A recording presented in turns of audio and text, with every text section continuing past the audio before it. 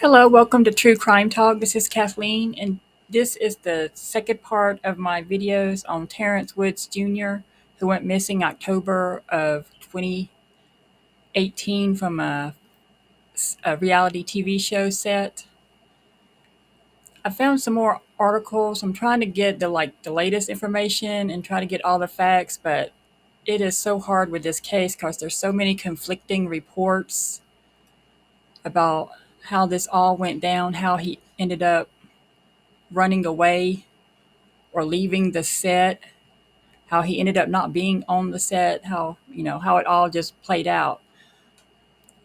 But I found this article, Gone Without a Trace, Idaho County Sheriff Gives Reason for Calling Off Missing People Search. So this article is back from 2018, the same month that both of these two people went missing.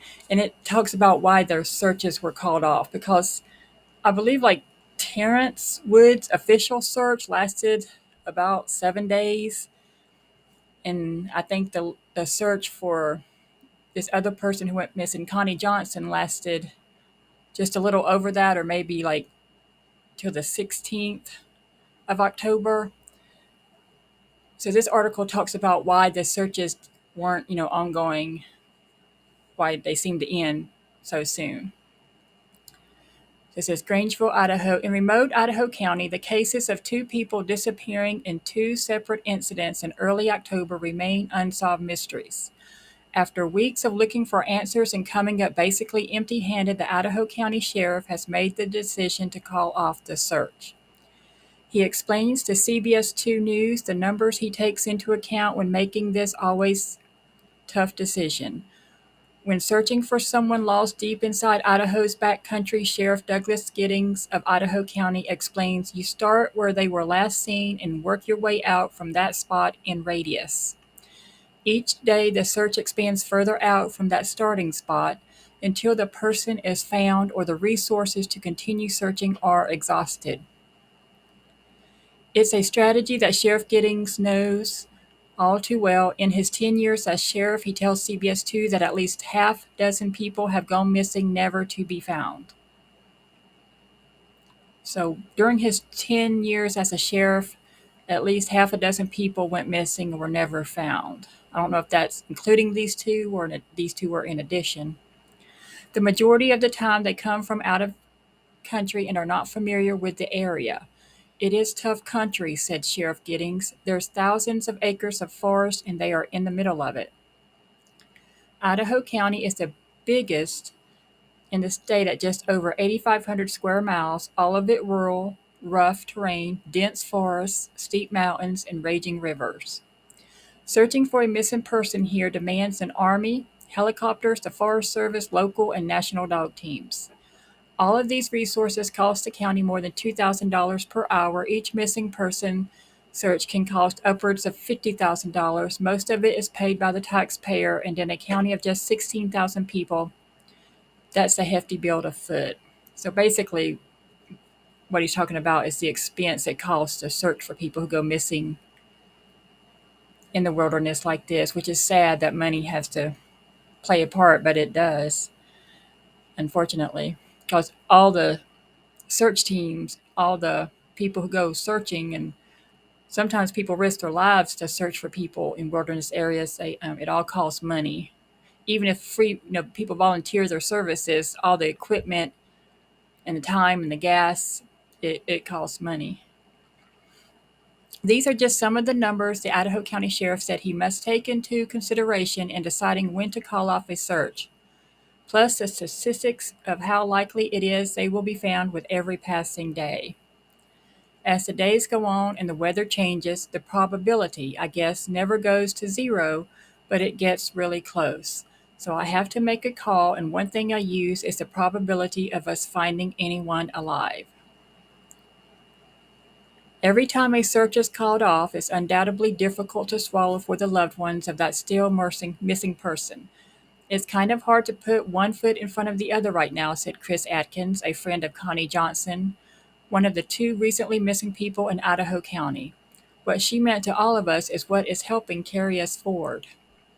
It's never easy for the sheriff to tell those loved ones that they've exhausted all resources and that their loved one cannot be found, but it's a decision that sometimes needs to be made. We have done everything we can. That's what we do. Every time somebody gets lost, said Sheriff Giddings. While both of Idaho County's most recent missing person cases, Connie Johnson and Terrence Woods, have been caught off by officials, their families and friends have decided to continue their own private search. So that is why they stopped the searches when they did back in 2018.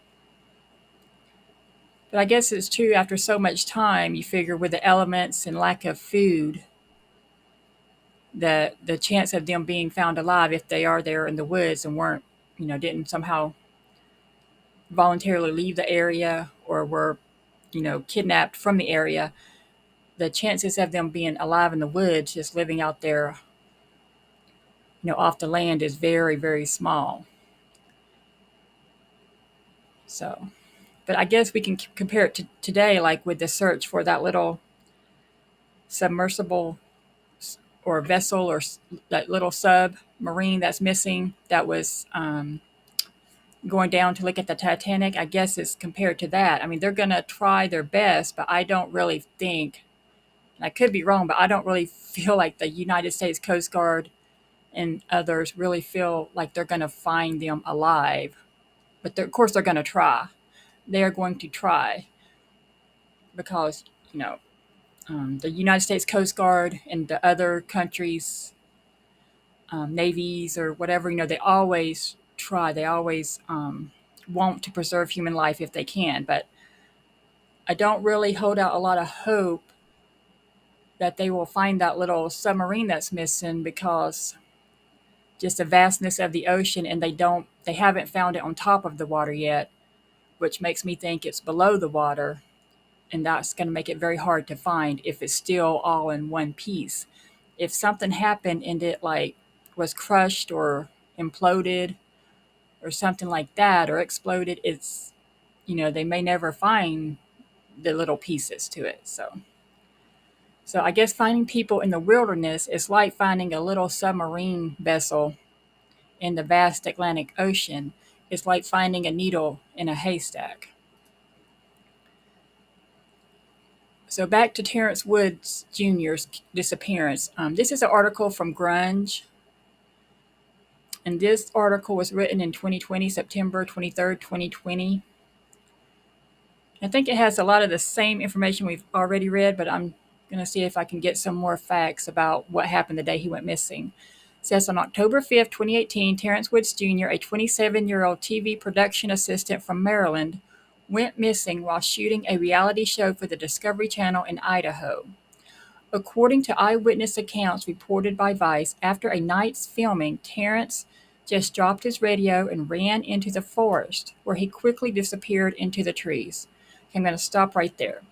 See, this article says after a night's filming, but what I understood before was that they had been filming, maybe they filmed at night too, and then all into the day.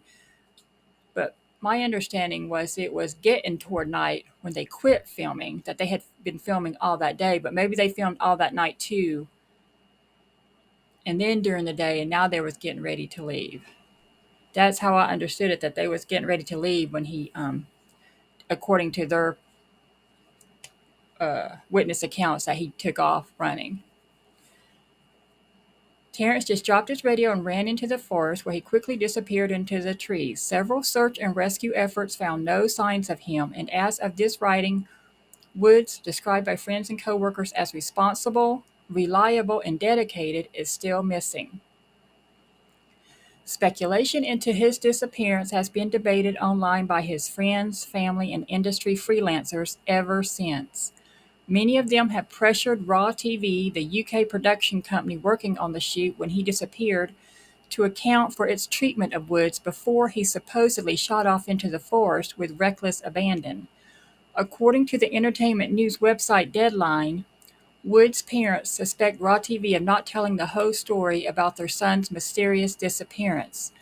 They and others claim that the toxic work culture characteristic of television production was exaggerated on shoots run by Raw TV, where disparaging comments about employees were commonplace.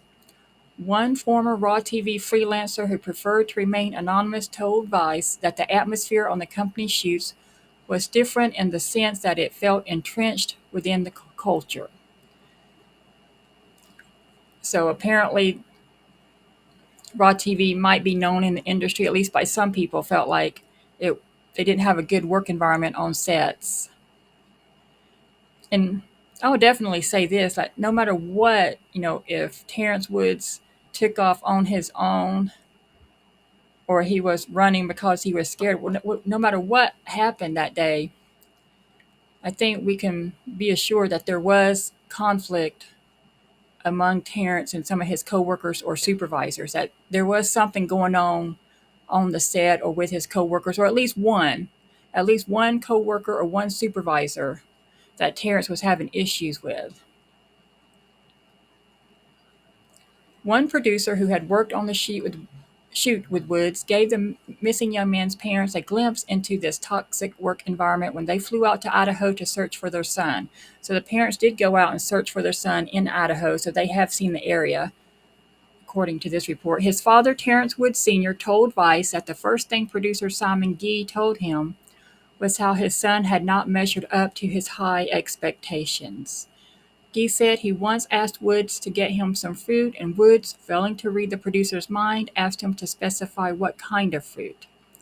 The missing man's mother, Valerie, said that she was also given similarly disparaging stories of her son's supposed ineptitude over the phone. Raw TV denies any claims of its production team having expressed disappointment in Woods' performance. So if this is true that Simon Gee said made these kind of comments to the parents, this makes it sound like Simon Gee might have been a bit of a bully kind of a supervisor or coworker. I believe he was a supervisor, and that you know all indication is that in the past Terrence Woods was a great employee, very responsible and reliable, and he enjoyed his work and got along great with everybody. So that's all indications of the past. So what happened to make this set different? Was it the people on set, or was Terrence having some inner turmoil that made him not do as well on this set as he had done in the past? Could it have just been personality conflicts with one or more people on this set? But his friends aren't buying it. They started an Instagram account to raise awareness of his disappearance and demand answers from Raw TV. Friend and former co-worker Sherilyn Andrew Wilford denounced Raw TV in a tweet, claiming that the company did little to address the issue of mental health on its productions.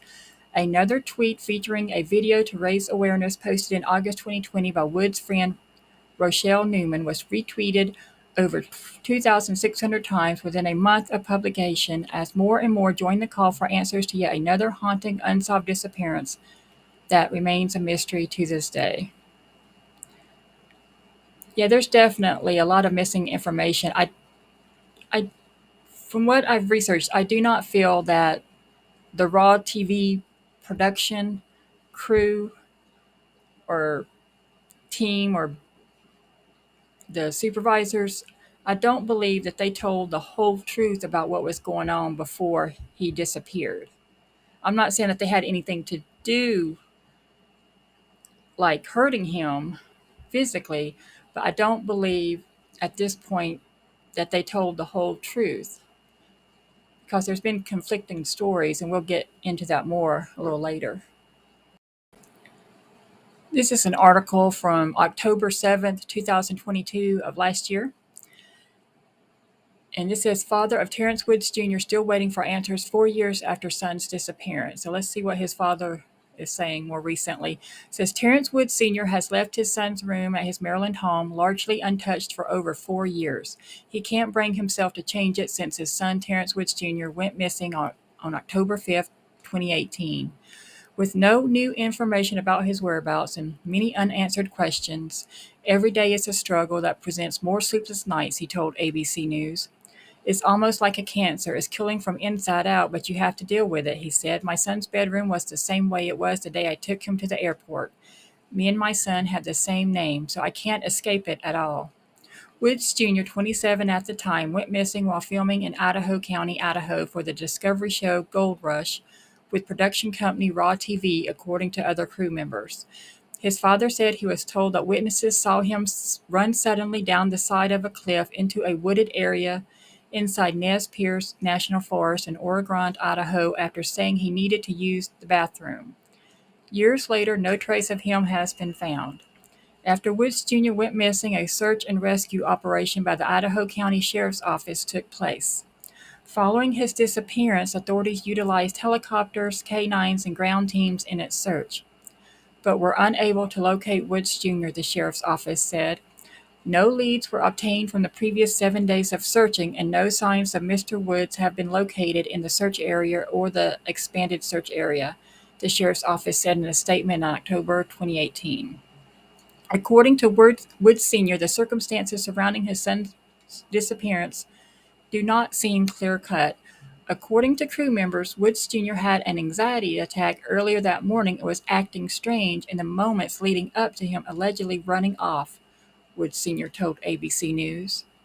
A spokesperson for the Idaho County Sheriff's Office told ABC News the case is still open and active and that investigation will continue pending new leads. Woods Sr. told ABC News that the past 4 years have weighed heavily on him, but he's not done searching for his son. It's nights where I try to go to sleep and I can't sleep. It's nights that I'm afraid to go to sleep so I don't hear him. I don't see him, he said.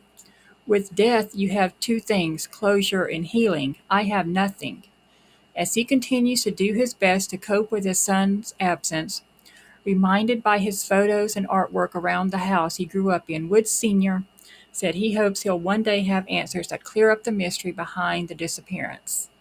He said he hopes people remember Woods Jr. as a happy-go-lucky person who deserves to be looked for. He just wanted to be who he is, and he just wanted people to accept him for who he is.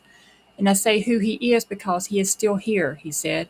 Don't take life for granted. It could be pulled right from under your feet. So that's his dad, and that's Terrence Woods Jr. on the right. So his dad is very dedicated to keeping the search for his son alive and to find out what happened to his son.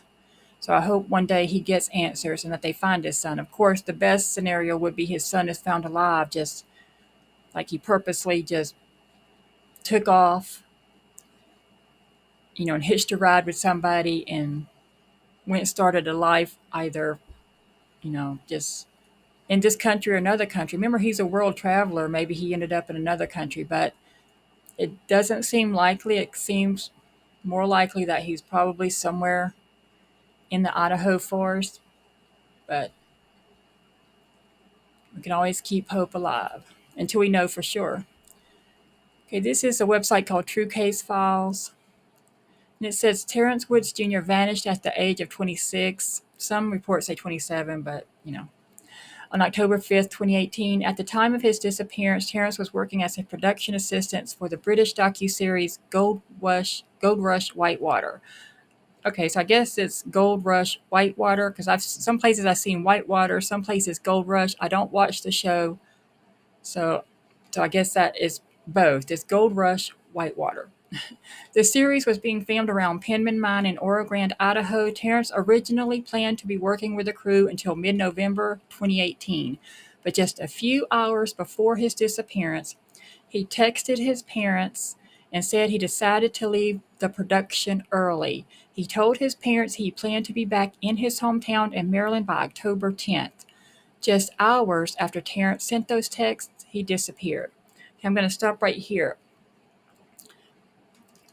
When I found out that he was going to be leaving early, well, I was thinking, did he just, like reports say that he actually lied about his mother being ill or needing surgery. So that told me he wanted to get out of there for some reason. He wanted to just, he didn't want to be there anymore. But it also tells me maybe, that's what the production, his coworkers said, that he had said his mother needed surgery or was ill. But also I was wondering if that's if that's a lie by the production, his employer or fellow employees, did he get fired that day, or did he know that he was going to be fired, or did they tell him, and like, in other words, even though they told investigators or the parents that he had said his mom was sick, was that just something that they had made up?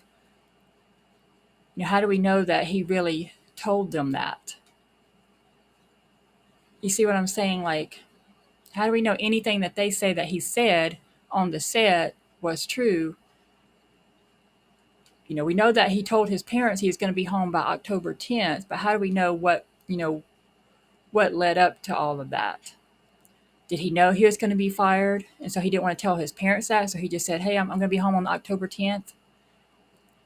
Did Raw TV or the people who work on it, his supervisor or whatever, that Guy McGee guy, did he tell him you're fired, or you can stay this long, but I want you gone on this date? Or maybe Terrence really did say, because Terrence wanted out of there, maybe he just said, hey, my mom's sick, I gotta go, can I leave on the 10th? But I was wondering, how do we know that it's true that he actually told Raw TV that he had to leave because his mom was sick? Maybe they just told investigators, well, he said his mom was sick or needed surgery or something, so he had to leave. Maybe Raw TV did not want to tell investigators or his family that they had fired him. That's what I'm trying to say. That's um, if that makes sense. I'm just trying, like, maybe he was fired. They told him he had to leave, and it ended up him being upset and taking off or running away because there's like a fight on the set. Don't even have to be a physical fight, maybe just a verbal altercation. And because maybe he's not used to that kind of behavior, I don't know what his background is. Was he not a fighter? There are fighters and there are lovers and there are people in between. Maybe he just wasn't a fighter. Maybe he wasn't used to that. He seems like a professional type young man. Maybe he never had an issue like that on a set before and he couldn't deal with it. And he felt like he was being bullied or harassed on the set by at least one or more people and he couldn't deal with it. And so maybe he did take off out of fear. And of course, the Raw TV people didn't want to say that to the parents or the investigators. So they just kind of came up with this story where, like, he just flipped out and ran off because maybe they feared lawsuits or just looking bad or looking like bullies or. So let's see. Terrence's co-worker said that he was acting strangely before his disappearance. As the film crew was wrapping up for the day, Terrence reportedly took off running towards a nearby cliff. When his co-workers went over to the cliff to see if he had fallen, they noticed he was already 15 feet down the cliff running towards the woods. Some of the crew members waited by a nearby main road to see if Terrence would emerge from the woods. He never did, and he was reported missing by 5:30 p.m. that evening. Like, maybe there was a fight or argument on the set and he took off running to get away and he ended up getting lost in the woods. And wouldn't that be horrific? I mean, it's kind of better to think that maybe he just went out of his mind crazy. It's better to think that than to think that he got lost in the woods when he was just trying to get away from his coworkers for a little bit. And then he couldn't find his way back. That would be more awful. I mean, it's almost better to think that he was out of his mind or drugged up out of his mind so he wouldn't know what was happening to him. Because if he, being alone in the woods at night in the cold has to be a terrifying experience if he wasn't prepared for it. So. A widespread search for Terrence ensued. Search crews scoured the area on horseback and on ATVs. Search dogs and helicopters with heat sensing technology also were used, but unfortunately, no clues were found. After days of searching, local law enforcement announced they did not believe Terrence was still in the area from where he disappeared. It is unclear where he could have possibly gone or how he could have left without a vehicle, but the search crews did not find any trace of him. And that information right there makes some people think that he wasn't there to begin with. I personally do think that he was there in Idaho. Um, that I don't think, like, he disappeared in Montana, which some people think. I think he was there in Idaho. I think there's enough witnesses and, his hotel room, his stuff in his hotel room. Of course, people think that was staged, that people just brought his stuff. It made it seem like he was there in Idaho, but he wasn't. But I think he was there in Idaho. I think whatever happened to him happened in Idaho.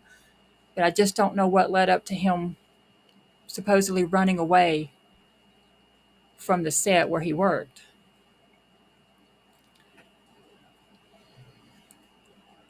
Terrence's family members said that his actions prior to his disappearance were completely uncharacteristic. He reportedly does not have a history of mental illness or drug use. Terrence's journal contained entries that suggested he was tired of all the traveling his job required, but it appeared he was referring to his previous job in London. Law enforcement's log from the 911 call regarding Terrence's disappearance stated that Terrence has been having a really hard time emotionally and had a mental breakdown earlier today. And remember, that's what his coworkers or supervisors said when they called in to 911. Maybe they were just trying to cover up that there had been fighting on the set, not necessarily physical fighting, but like verbal arguments. People weren't getting along. Maybe there was personality conflicts among Terrence and other people. Maybe he's just supervisor and him, a couple of other people. And so he got upset. And so when they called in, they said he's having a really hard time emotionally and had a mental breakdown earlier. Maybe he just got upset because they were bullying him or harassing him or telling him he wasn't doing his job correctly. Or they said, we're going to fire you, you know, and they're out there in the wilderness in Idaho. I mean, what could he do if he doesn't have his own vehicle or way to get out of there? Maybe he did just walk off to either cool off or just to get away from them and ended up getting lost in the woods. Investigators report that there is no evidence of foul play in Terrence's case. Still, Terrence's family members believe foul play is a possibility. Oh, I think it's definitely a possibility, but if there's no evidence, there's nothing they can do. They need to find Terrence is what needs to be focused on, is finding Terrence. And if somebody knows something who was there that day, they need to speak up. His parents believe that Terrence might have been afraid of someone he was working with in Idaho, which is why he wanted to return from production early. That's a possibility. Why did he want to leave early if it was his decision to leave early? This has never been confirmed, and Terrence's fate remains unknown to this day. Because, unless he was having severe mental health issues or anxiety about other stuff in his personal life, why couldn't he just blast through November when filming would have been done and then went home and just, either quit his work for a while, took some time off or whatever? To my understanding, he's a freelancer, so it's not like he had to take another job right after that one. So what was so bad about that set that he didn't even want to continue on till November? Terrence's case is still open, and investigators are hoping to receive more tips. If you have any information that could help the investigation, please contact officials at 208-983-1100. Trying to see it. This article was from August of 2020, I believe. Let's see what some comments say. Someone in that group knows something. Did any law enforcement give them a polygraph? Probably not. I can tell you this, in my teens, I was a track and field runner as well as cross country. I know for a fact, if you jump 10 feet or more off a cliff in any mountain range, you will leave a noticeable trace, and that should have been located easily. The sheriff needs to polygraph all those that were present. I don't know what good polygraphs would do now at this point, but yeah, at the time, I wish they would have done like a thorough criminal investigation. Of course, it's rural Idaho. They just, investigate it like a person lost in the woods, like a search, like somebody's missing in the woods. They got to do a search. But I wish so bad they would have also made all, like individually, like separate them and individually interview each person that was there. But I'm not sure, but I think how it played out was, okay, they called 911, the law enforcement and authorities came, And then they just said, oh, he ran that away. And so they started a search that night, and then they continued the next day, but they didn't like do like a criminal investigation to, separate everybody and get stories. So that way they could see if their stories matched up or if somebody said something a bit different. And also I want to know they, witnesses, but were the witnesses eyewitnesses? How many people there were eyewitnesses, meaning they saw with their own eyes him running away or doing what um, whoever called into 911 said that he had did? Who actually physically with their eyes saw him do that? Or did they just get it secondhand, like did like uh, somebody working on the film set say, hey, Terrence just took off, or Terrence threw down his radio and took off? Well, how many people actually saw that themselves with their own eyes? I know at least one person gave that story, but how many people actually saw it with their own eyes? Or because I've gotten conflicting stories. I mean, one story I read that he was talking to a miner.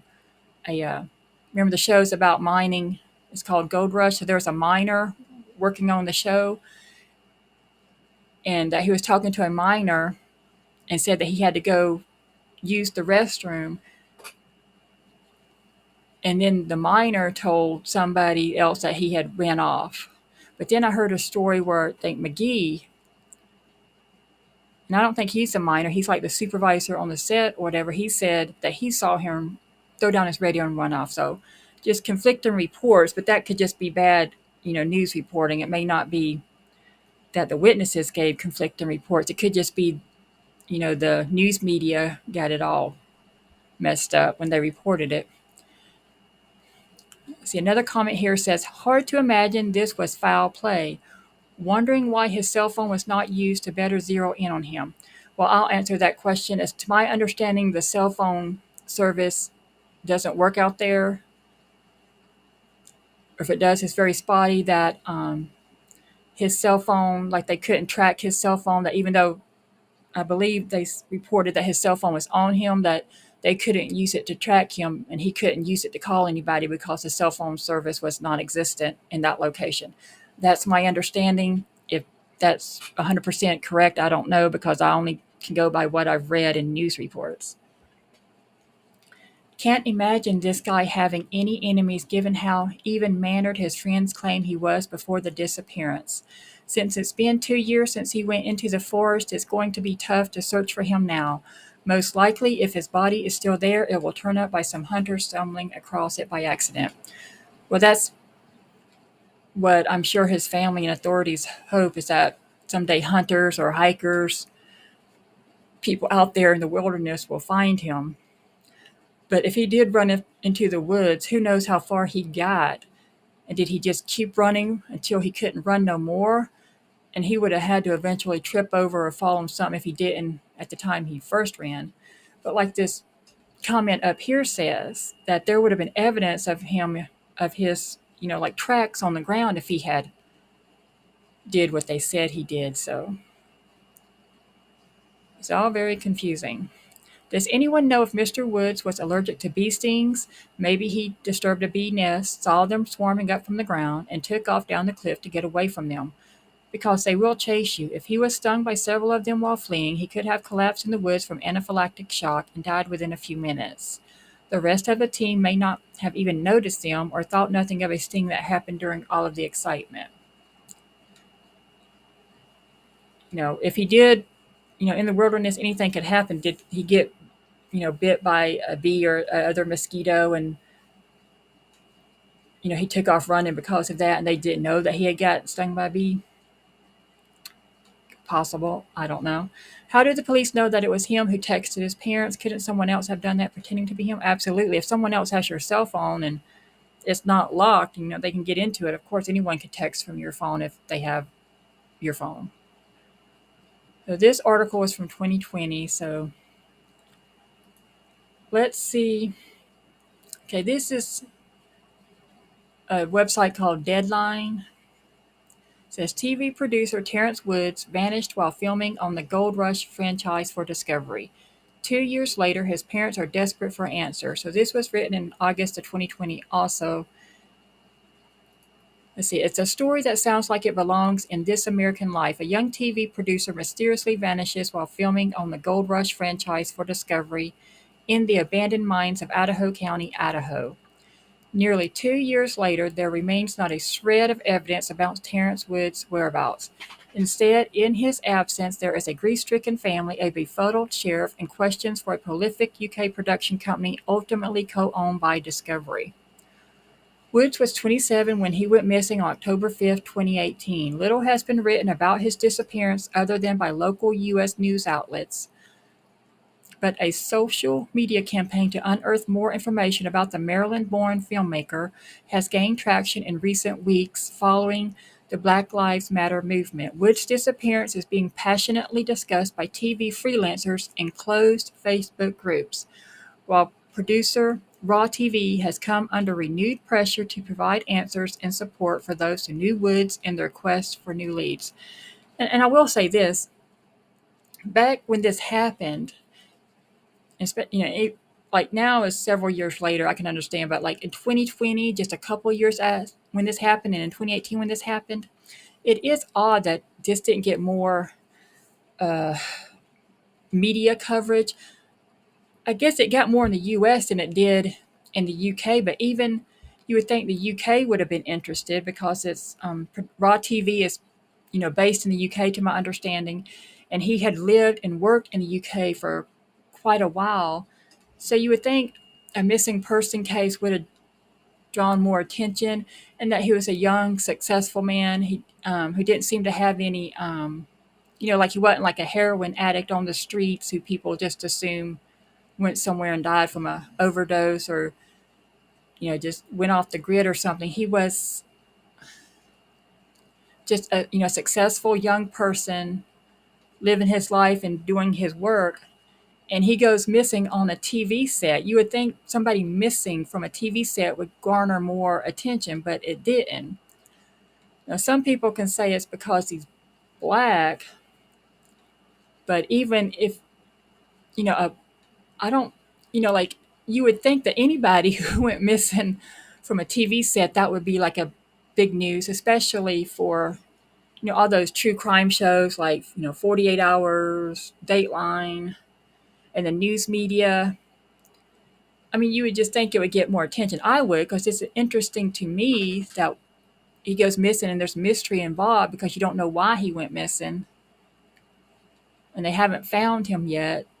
So, but it didn't get attention. And even to this day, it took me a while to even find information on him or any like new up to date information. Yeah, his dad's done some interviews and is trying to keep this story alive and everything, but it's not like, you know, other cases. It is odd because you would think because he just involved in the TV business that it would get more attention even today.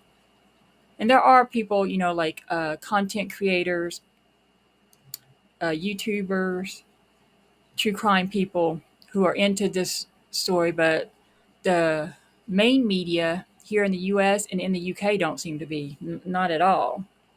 Just very few national media stories about this case that I've seen anyway. Let's see. Now, in an effort to shed light on an underreported mystery, Deadline has spoken with Wood's family and friends, former colleagues, the local Idaho County Sheriff, and asked Raw detailed questions about the incident. We have also seen email exchanges between Raw and Wood's family from the time of his disappearance, as well as the producer's recent correspondence with an individual pressing the company for action. Wood's parents suspect that his vanishing act was triggered by the way he was treated on the shoot, and they have questioned if Raw has given a full version of events. Raw strongly denies that Woods was mistreated. The company also pointed to how it actively supported Woods' parents in the period after he went missing, played a vital role in the search and rescue efforts, and fully cooperated with the police investigation. It is truly heartbreaking that Terrence has not been found, and we continue to hope that he will be. It said Sheriff Doug Giddings, who was responsible for the investigation, also said his officers uncovered no evidence to suggest any wrongdoing on the part of Raw. Meanwhile, the U.S. television giant in the background of this entire story, Discovery, has commented on the Woods case for the first time. This is a tragic situation. Our sympathies go out to his family and friends, said a spokeswoman for the company, which, as well as Broadcasting Gold Rush, co-owns Raw's parent company, All Three Media, with Liberty Global. And the stuff right there, another reason why it may not have, got a lot of attention in the media, maybe like Discovery TV and the big corporations involved with Discovery TV didn't want it, they don't want bad press. They don't want to, do stories about people missing from their production crews. I guess that would be like bad media for Discovery, All Three Media, Raw TV, Liberty Global, and so forth. And so,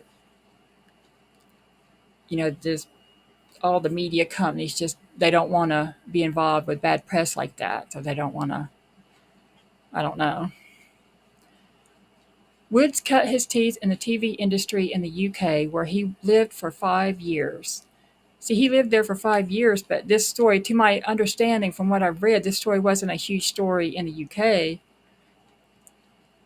Like it was more of a story here, and even here in the US, it wasn't that big of a story, like some other, missing people who shall remain nameless, who were, hoaxers. He was known as a completely reliable and intelligent man, according to friends, and he collected credits on some high profile British shows, including ITV's The Voice UK and BBC One's Saving Africa's Elephants, Hugh and the Ivory War. His work took him all over the world, and family and friends talk about him as being a kind and loving man who showed no signs that he was capable of what was to come.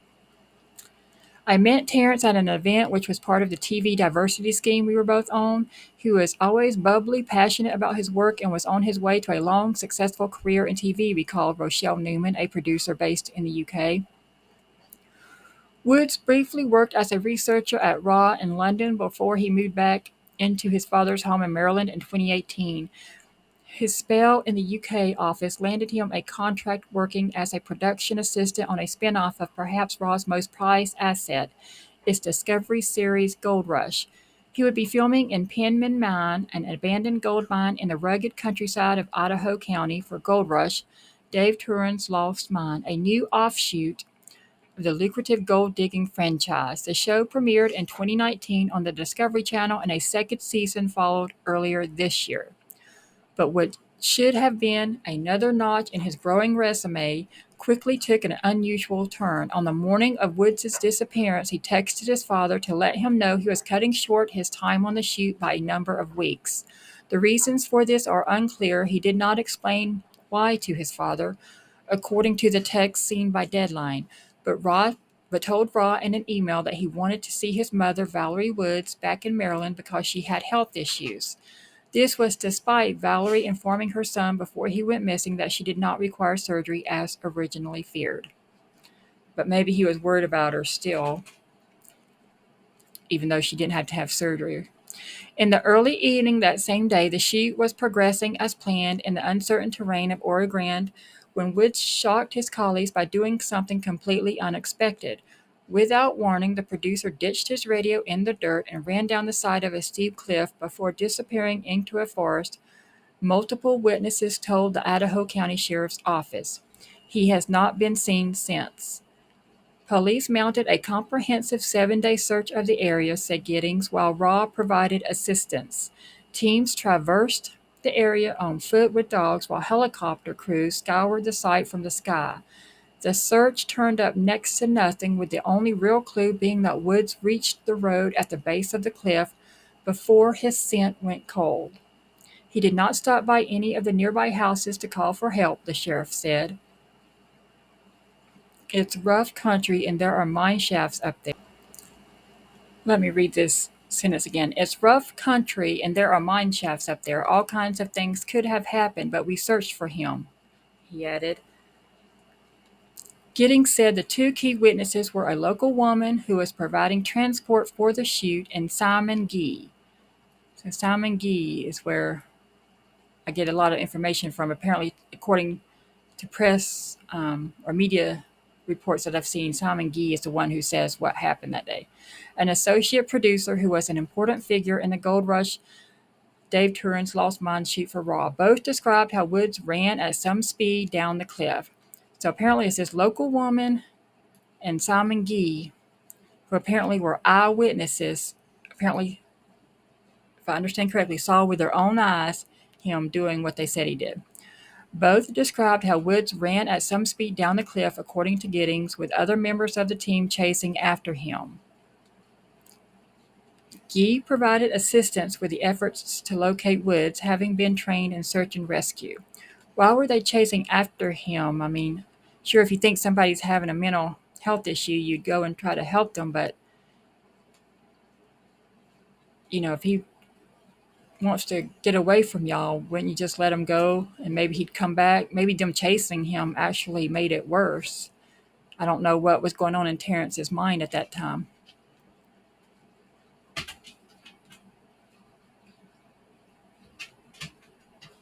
But Gee provided assistance with the efforts to locate Woods, having been trained in search and rescue. And he was the associate producer. Let's see. An uneasy meeting between Woods' parents and Raw. Wood's family is skeptical about the witness version of events. You say my 97-pound son ran down the cliff without tripping, falling, hurting himself. You don't have a trace of his blood or piece of his clothing, and he ran like a hare and ran so fast nobody could catch him, his father, Terrence Wood Sr., told Deadline. Giddings admitted that it would have been a difficult physical feat because of the really steep terrain, but caveated this by saying that other members of the Raw team managed to follow afterwards unharmed. So in this paragraph, his father uses or says that his son was 97 pounds. And of course, I've read his son's description as 150, 130 pounds. Was he 97 pounds? 97 pounds at the time of his disappearance? Was, he sickly? Or if he's mentally unwell, was he not eating properly? Or is this just his dad trying to say that he was a small or a slight person? In other words, like he was skinny.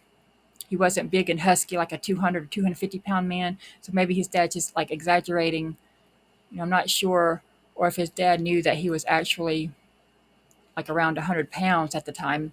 Did he lose a lot of weight for some reason? I mean, I know he's, a skinny man, but from his pictures, but that seems awfully small. But his dad could just be trying to say that, hey, my son wasn't a big man. How could he run down a cliff without tripping and falling and hurting himself? In the days following his disappearance, Raw flew Woods Sr. and Valerie from Maryland to Idaho, where they met with Gee and two other Raw executives at the sheriff's office.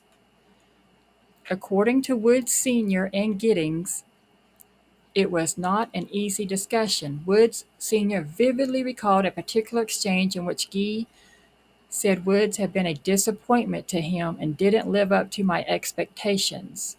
Valerie also remembered the exchange and described Gee as cold in an interview with Fox 5 journalist Melanie Onwick last year. So they didn't like the way Gee talked to them or what he said, or the way he talked about their son, and that he had been a disappointment to him. If that's true, that is very rude and uncaring. But it could be maybe Gee is just a jerk, or he doesn't know how to relate or talk to people. Doesn't necessarily, and maybe that's why Terrence couldn't get along with him. I mean, that's awfully rude and, uncaring to speak like that, especially when their son's missing and they don't know where he's at and is, not looking hopeful that they're going to find him anytime soon. So that's not right if that's how it all went down. But maybe Gee's just a jerk, and maybe Gee just thought, oh, their son would turn up. He didn't really think that it would turn into this thing where he goes missing for years. Raw's position is that Gee did not say he had been disappointed in Woods at any point in his communications with the family. So Raw denies that, but when you're dealing with corporations, who knows what to believe. He did recall saying to Wood Sr. that his son appeared distracted at times, but this was in order to establish whether it was out of character. Raw also acknowledged that Wood struggled with some tasks over his 6 days with the team, but he was offered support and his performance improved. Giddings did not recall the specifics from the meeting in his office, but said that the family was noticeably upset. Wood Sr. said what they heard from Raw raised questions about how his son was treated on the shoot. Something happened of foul play and they're trying to cover it up, he told Deadline. Asked what he meant by foul play, he replied, "My son saw something or heard something that he didn't agree with and he wanted to leave." Ross said the police found no evidence to support speculative concerns about foul play. Giddings added there was no evidence of any mistreatment. They wanted to believe that the movie company was guilty of something, and we couldn't determine that the movie company was guilty of anything, he said. The reality is that without Wood's version of events, we will never have a full picture of his experience. That's true. If only Woods was here, we'd know what, I guess, really happened at the set or why he decided to leave if he did decide to leave on his own. Alongside this theory were rumors about Wood's state of mind during the Idaho County shoot. Indeed, it was explicitly noted on the 911 call log reporting his disappearance. Terrence has been having a really hard time emotionally and had a mental breakdown earlier today. A transcript of the log read, Giddings' recollection was that the crew thought Woods was a little bit weird, though the aspersions have been upsetting for those who knew him. So the people who knew him say he was, a great guy and, didn't act weird and all this stuff, but people on the set here apparently described him as a little bit weird. His father was clear that Woods had no mental problems, no health problem, no communication problem. When Deadline asked about the claims, it doesn't make sense when I hear people say that he struggled with his mental health or that he didn't live up to expectations, added friend Cassandra Hall Alexander. I spent 6 months on a TV production course with him, and he has always exceeded expectations and never ever showed signs of having any mental health problems. Giddings acknowledged that at the very least there appeared to be an uneasy dynamic between Woods and the rest of the crew. So the sheriff acknowledged that at the very least there appeared to be an uneasy dynamic between Woods and the rest of the crew. So did Terrence Woods Jr. just start working with these people recently? Like these are people he never worked with before? And so he had been to Montana with them already on this production, and then they went to Idaho together. What was going on? Why weren't they getting along? Why did they consider him odd or weird? You know, was he just having mental health issues that made him a person hard to get along with? Or were the crew being mean to him or excluding him or not? Did they not welcome him? Like, did they all know each other or they worked together before and he was like the odd man out? Why was this set different from all the places he had worked in the past? My interpretation of what they said is that the kid was a little bit different. He came into the group late. Okay, so he came later on. So they were already there working together, apparently. Then he comes later. And there were questions about some of his behaviors, but nothing that was blown up as big as what the family, tried to make out of it, he explained. We determined that he wasn't happy there, and there were several people who weren't happy with him. Woods may not have been alone in feeling like an outsider in the established Gold Rush world. A source who has previously worked on a Gold Rush brand described an atmosphere in which established members of the team were not particularly welcoming of newcomers. By its nature, it's quite a blokey show, and that's what they're aiming for. It's the kind of place where people sigh and say things like, "It's political correctness gone mad," the industry insider said of their experience. For its part, Raw said Woods was a well-liked and valued member of the production team, and his disappearance deeply affected us all. A spokeswoman added, "We have the deepest sympathy for Terrence's family and friends. It is truly heartbreaking that Terrence has not been found. and we continue to hope that he will be. In such a tragic case, there will inevitably be some speculation about his disappearance, which is neither helpful or fair to Terrence, his family, or the crew who worked so hard to try and help.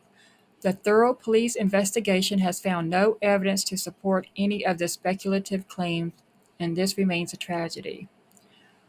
Raw's cooperation with the police and his assistance with the search has not prevented the Woods family from feeling like they did not have the company's full backing in the mission to find their son. In the days following the incident, Valerie and Sam Maynard, Raw's EVP of U.S. Factual Programming, exchanged emails about hiring a private detective. Valerie requested financial support, but Maynard declined on the grounds that it could muddy the waters of the police investigation. Assistant Sheriff Gorges was clear to us that they remain the best avenue of investigation to try and find him, Maynard wrote, adding, "We are genuinely mystified as to why Terrence chose to run off. We would like to reassure you that our people on the ground were highly experienced, professional, and supportive of Terrence and worked around the clock to try and help in the search and rescue operation." In a later email, Maynard confirmed that Woods had been paid in full for the work he had done. The Woods family did eventually work with two private investigators, but the hired guns did not turn up significant new evidence. Woods Sr. and Valerie said they have not heard from Raw in more than a year. Woods Sr. said he has made a number of phone calls to Raw's London office, which have not been returned. They have not been helpful at all, said Valerie. Raw's position is that it was unaware of Woods Sr.'s calls and that such contact is usually logged. Pressure on the company has come from other sources as well. A person familiar with the case emailed CEO Jolie Feather, and this is a picture if you're wondering who she is. That's the CEO of Raw right there, and other Raw executives on July 10th, calling on it to donate to a fund to help find Woods. To show that Black lives do matter, the company could do something to help, the individual said. Feather replied saying Raw put a great deal of effort and resource into finding Woods and said she understood how upsetting you have found this. She did not commit to donating to a GoFundMe page. It is truly heartbreaking that Terrence has not been found, and we continue to hope that he will be, Feather wrote. The case remains open, and we have been asked to refer all inquiries directly to the sheriff's office. Giddings stopped short of describing the case as open, but said his officers would investigate new leads should they emerge. It's more of a runaway case than it is a missing person. He's still missing as far as we know, but we are not actively searching for him, he added. It's just really weird and unexplainable. So Giddings, this was in 2020. Giddings is no longer the sheriff. I think he's retired, and they got another sheriff now. And as of 2022, I believe he's said that, the case remains open. For some, the unexplained circumstances of Wood's disappearance have been compounded by another missing person on the same day, around 50 miles north of his last known location. Connie Johnson and her dog Ace vanished from a hunting camp in the Fog Mountain area of Idaho County. The dog was later found, but Johnson has not been seen since. Giddings said there was no connection between the cases, and any suggestion to the contrary had been thought up by those who were nowhere near the mountain or have any first-hand knowledge of the incident. The vacuum of information has been tortuously difficult for those closest to Woods. His disappearance has completely changed the lives of some and altered the course of others. For all, it has been hard to accept. It doesn't make sense, said Sherilyn Andrew Wilford, who worked with Woods on The Voice. In the 18 months I knew Terrence, we grew incredibly close. He was the little brother I never had. He confided in me. Terrence's last contact with me was how he was looking forward to attending my wedding. Then he disappeared. Woods Sr. was particularly raw in describing the absence of his child. It eats me up every day. With death, you get closure and you can heal, but with the unknown, you know nothing. All you can do is pray and have faith, he explained over the phone from Maryland. He added that Woods' room remains untouched from the day he took him to the airport to join the Gold Rush shoot. The way he made his bed, the penny that's on the floor that was in his room is still in the same place. I just sit in his room and sit on his bed and talk to him out loud. It's an important reminder that at the center of a tangled mystery linked to Discovery Channel's highest rated show of all time are grieving parents desperately trying to find their son. Whew, so sad. Okay, so this was from 2020, as I said before. I'm going to look down at the comments, see what people say about this case. Sometimes you can learn new information or get some good theories as to what happened in the case by reading people's comments. Let's see.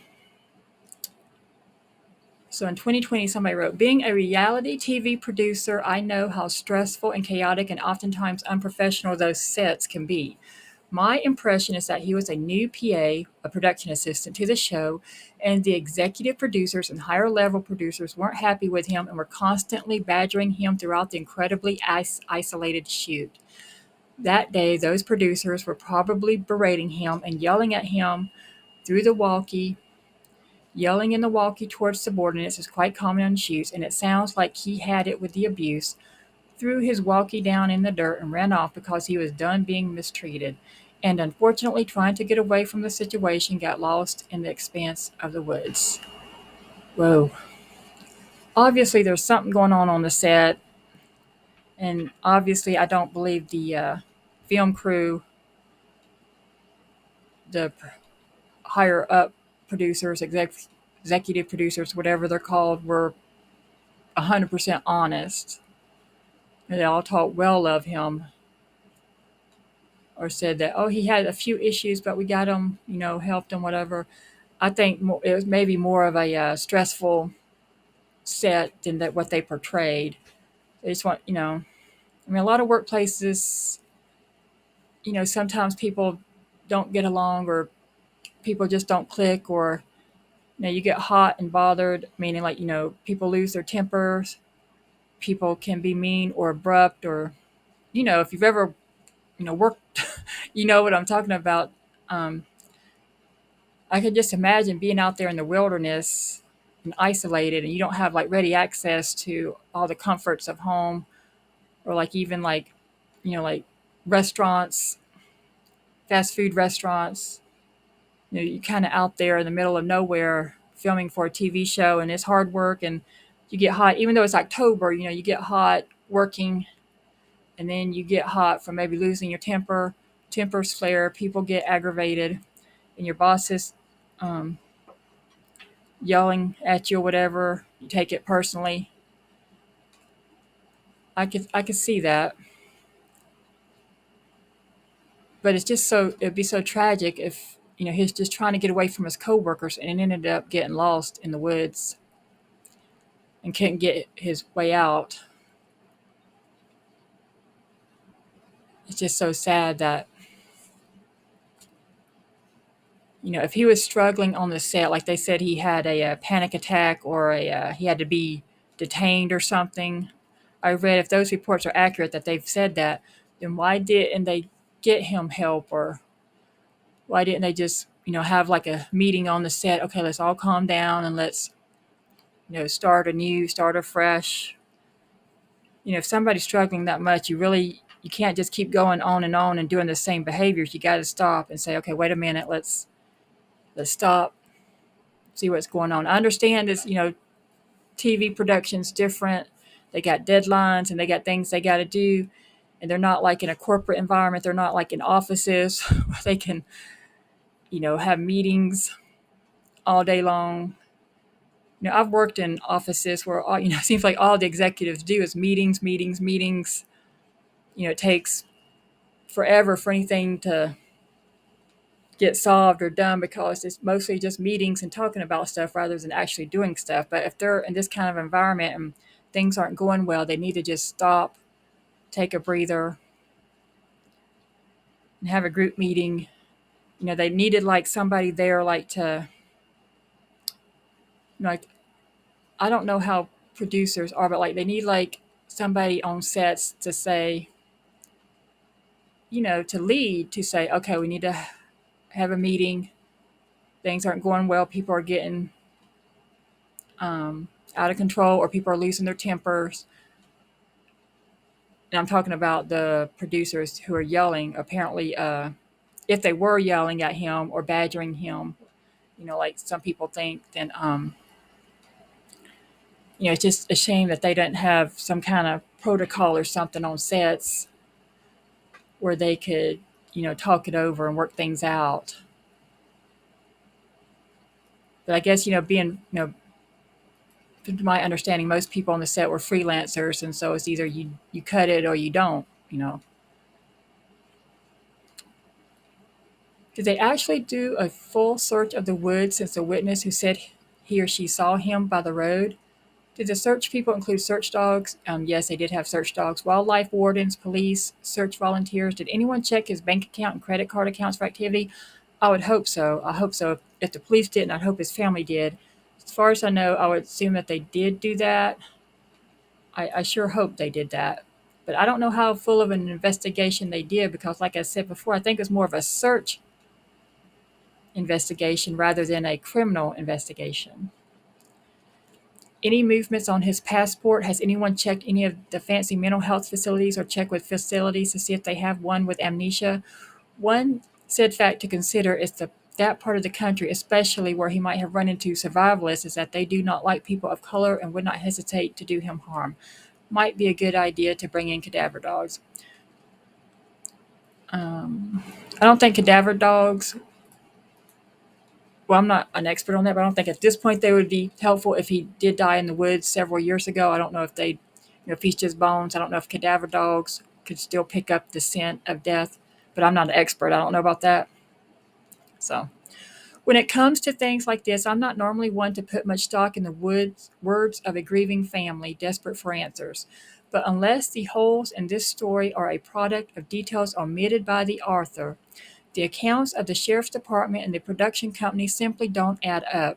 At the very least, something was said or done to him that prompted him to take off down a cliff, as opposed to simply going back the way he came. And blaming it on a mental health problem doesn't fly either, because those aren't the actions of someone attempting suicide. And you don't go from perfectly normal to deranged and running down a mountain to disappear in the course of a few days without suffering severe psychological trauma in the meantime. If he took off like that, fear was the driving force, and the people who were there know a heck of a lot more than they're letting on. This last statement here, I agree with that. I think the people who are there know a heck of a lot more than what they're letting on, or maybe, only the people who are there on the set and working every day know what the set was like and what actually went down and how he was treated.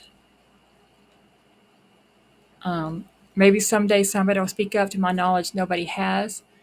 Maybe there's nothing to say. Maybe it is as has been reported that maybe Terrence was the one with the issues, nobody else. But I think it's more of the whole set was just a bad environment, and it caused Terrence to maybe have some issues. Maybe he wasn't used to that. He was stressed out. Maybe he was being bullied, harassed, badgered,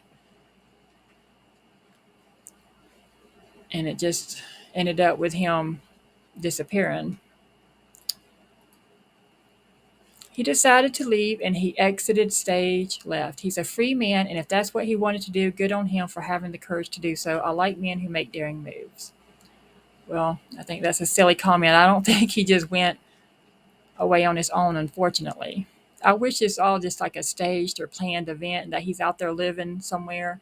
Because although that would upset his family and the investigators and searchers, it would be all right with me to know that he's alive, that he just decided for whatever he wanted to get away from everybody and started a new life somewhere else. That would be cool to me. I wouldn't have a problem with that because I'm not in his family. So I would just be happy that he was alive and well.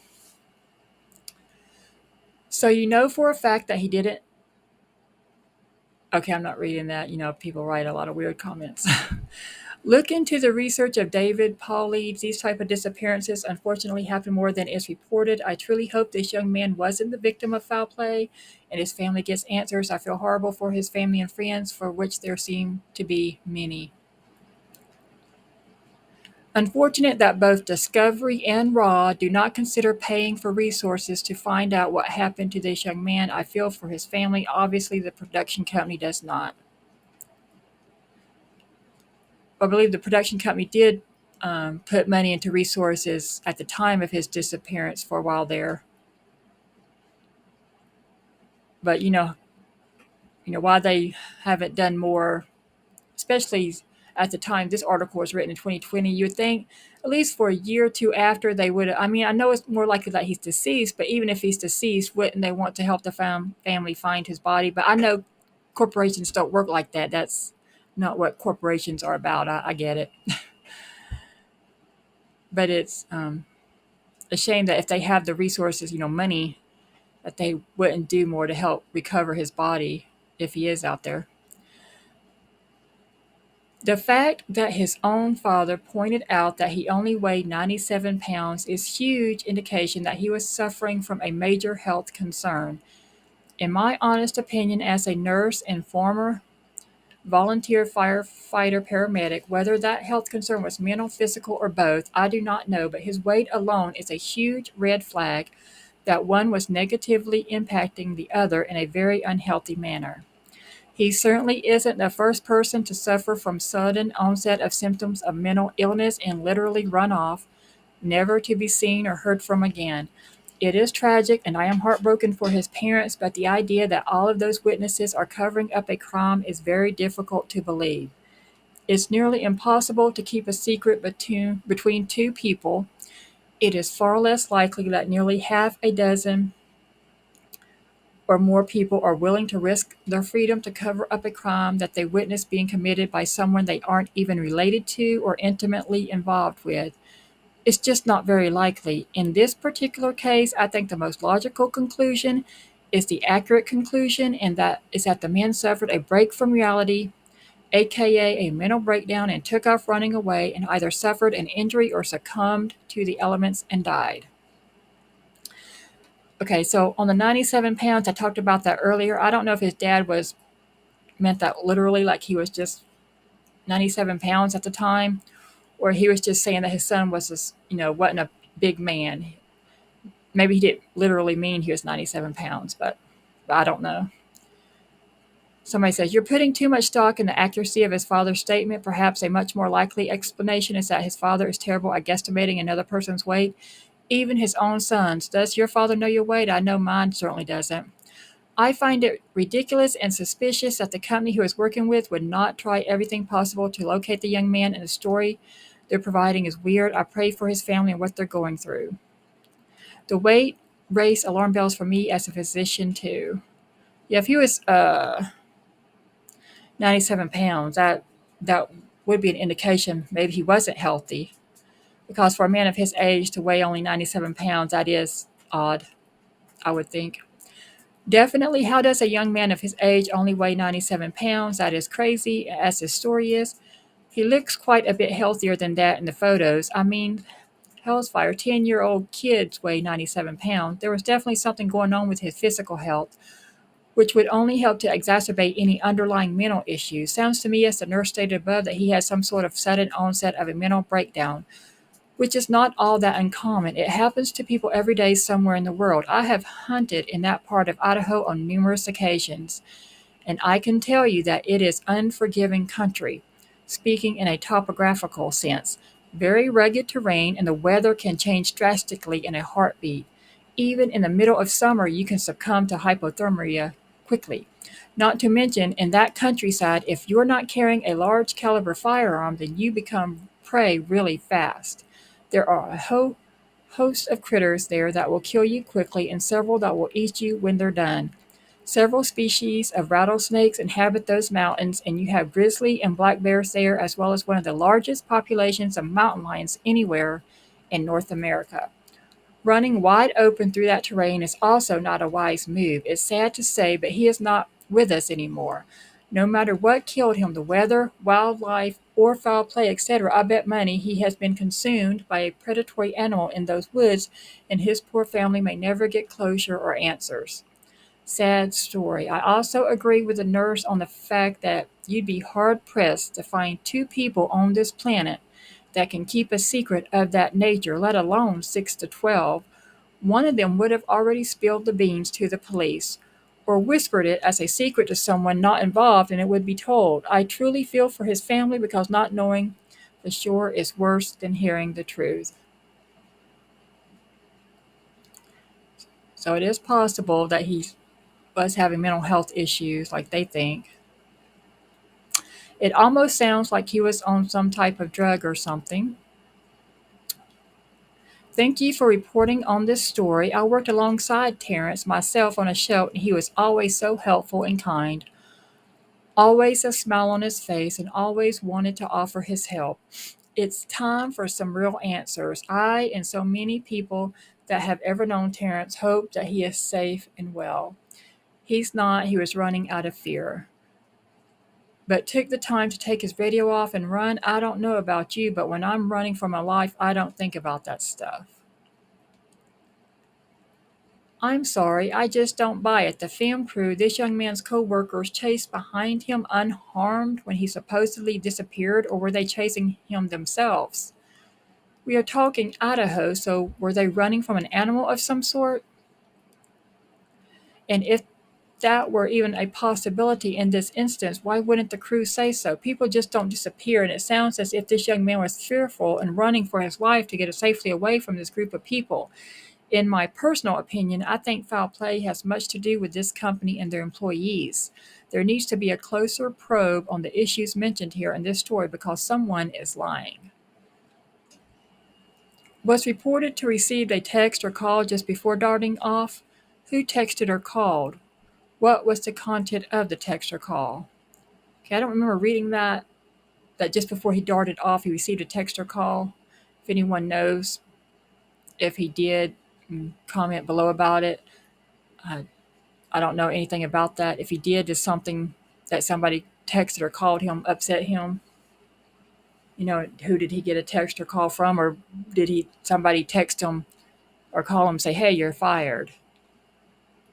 Did the police get his phone records and ask, you know, if it's a text, they would be able to recover those texts. If it's a phone call, I guess they wouldn't be able to know what was said to him. But did like Raw TV call him and say, "Hey, you're fired," or "leave," or something like that? Something is off about the production crew. They know what happened to him. Until someone decides to come clean and speak up, we won't learn the truth. None of this sounds right. None. I'm a showrunner who has done unscripted work for 20 years. This is beyond unacceptable on behalf of the production company and Discovery. And people agree with that statement. Of course, it doesn't sound right. A man ran off into the woods. That's not normal, especially when he was flying home tomorrow. That doesn't mean the Raw or Discovery is at fault. As you well know, being a showrunner, people do things outside your control. Let's see. This is a tragedy, and I feel for his family and friends. But there's a quote in here from someone who went through a production course with him and says he never exhibited any problems. That is because production courses are nothing like living and working on location. The hours are longer. The people are not there to coddle you because it's not a learning environment anymore, it's work. It sounds like this was an insular environment and that probably didn't help things. But to make this about race, there was a woman who disappeared the same day. I've never heard of either case. Is it about race and gender? No.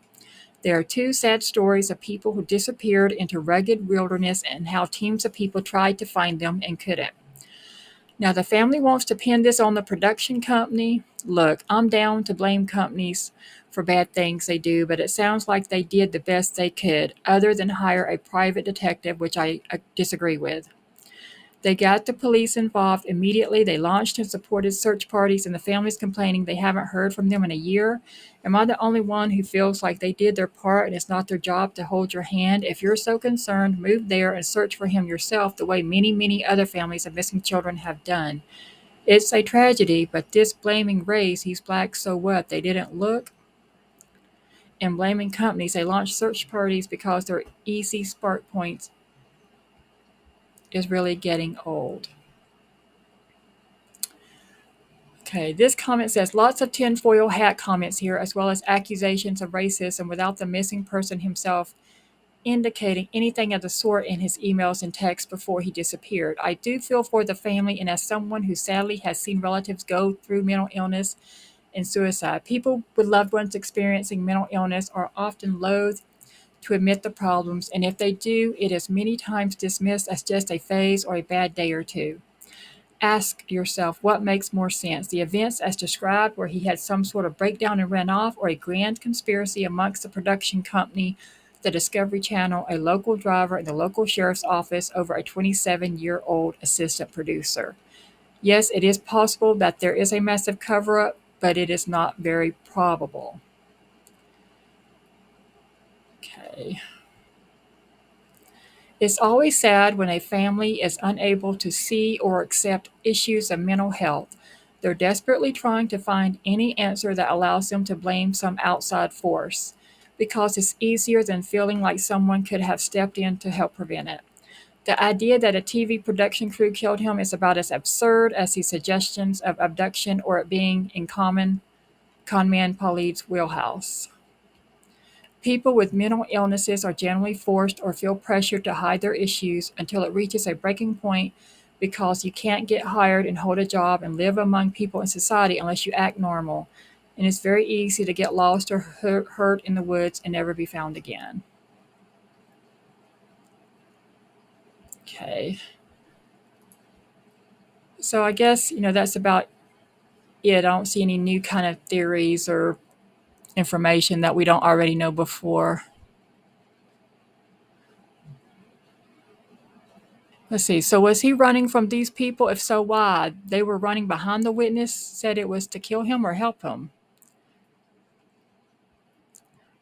From the information in the article, it seems that he may have rushed down the hill to meet a car on the road. Well, I wish that he just hopped in a car and went on to live his life. But in reality, I know it's probably not likely, because how could he plan that out so perfectly? But I mean, you could just say, okay, I'm going to be here at such and such time, be here at such and such time, and I'm going to hop in the car. Maybe he just took off running to get in that vehicle. That would be great.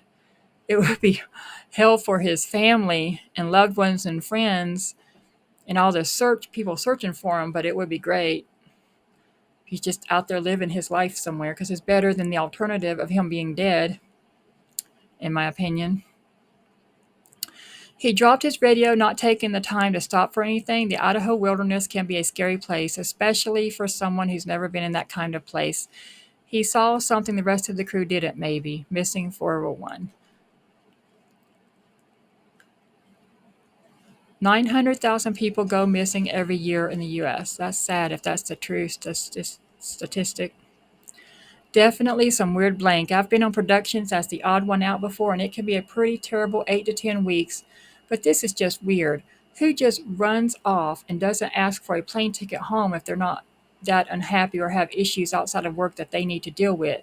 I'm wondering now if I know anyone that worked on that production. Like virtually everyone else posting here, I have no personal knowledge of what happened, so I'm not going to speculate. I do feel for his parents, however. To lose a child and have no idea what happened, just horrible. What about his cell phone signal pinging off what cell phone towers in the area? Any credit cards used after incident and disappearance? As far as I know, no credit cards were used. I assume that they checked that. Hopefully they checked all his bank accounts and stuff. But the cell phone signals didn't work, to my understanding, because the cell phone signals don't work out there. Well, here's some advice to anybody going out into the backcountry, into the wilderness, where there's no cell phone service, or spotty cell phone service, or crappy cell phone service, or you're not sure about the cell phone service. Get a satellite phone if you can, or an emergency transponder.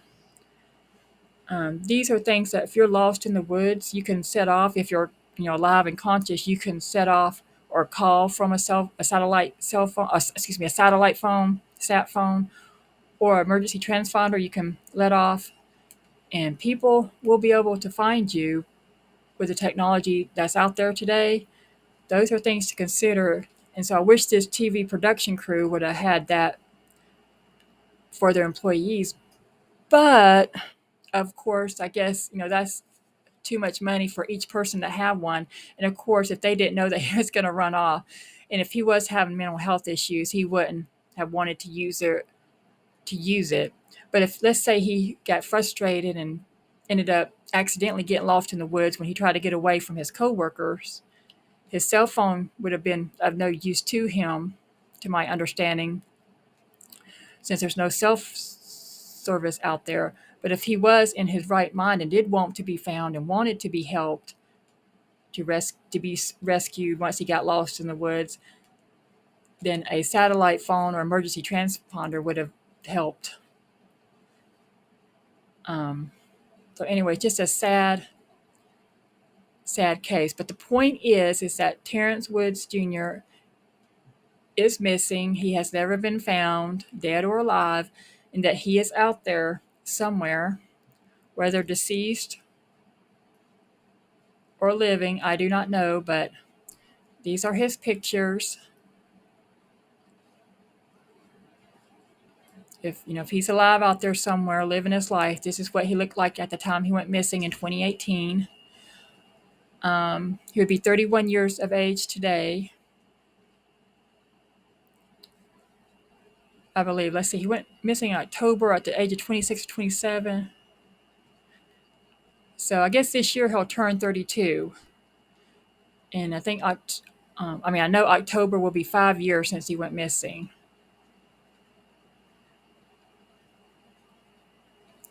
So in October of 2023, it will have been 5 years since he went missing. So please, if you know anything or have any information about this case, about his whereabouts, or if you happen to be a hunter or outdoorsman or outdoors woman in the Idaho area, or you live in that area, and don't forget to always keep a lookout for him and Miss Connie Johnson. Whether, when I say them, I mean, like clothes or jewelry or something odd in the woods that doesn't belong there, that you think possibly could be related to their disappearances. Please let the police there know. And here's I hope and I pray for his family that they get answers in this case. I know it must be severely painful not to know where your loved one is or what happened to them. Like I've heard a lot of people say in these type cases that it's the not knowing what happened is worse than knowing that if they have died in an accident, or if you know where they are, what happened to them. The not knowing is just horrific. So thank you for listening to this case, and please, if you have any information at all about this case, please get in touch with authorities. Thank you.